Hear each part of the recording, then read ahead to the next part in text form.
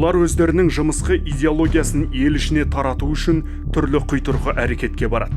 Мақсаты жұртты тамырынан ажырату, ең алдымен өтірік уағыздарының әшкере болып қалмау үшін соңынан ерген жамағатты мешіт имамдарын тыңдамауға шақырады.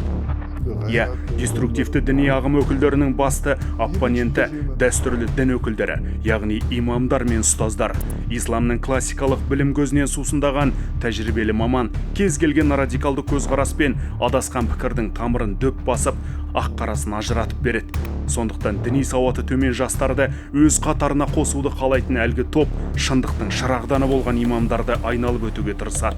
Оларды бидғатшы, сүннет жолымен жүрмейді деп айыптау арқылы өз тобырын мешіттен аулақ жүруге үндейді. Сонымен бірге деструктивті ағым өкілдері қазақ халқының дәстүрлі исламмен біте қайнасқан салт санасын мойындамайды.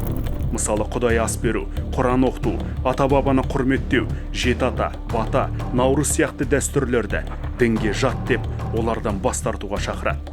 Қазақы дүние танымынан, тарихынан, дәстүрінен, әдет-ғұрпынан қол үзген адамның санасына өз идеологиясының дәнін себу жеңіл. Олар айдағанға көнгіш, айтқанға сенгіш.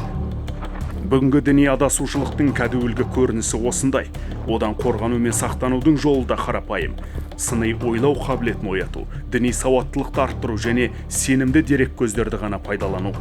Бұл қоғамда алауыздық тудырып, ұлт іргесін шайқалтудың алдын алатын маңызды міндет.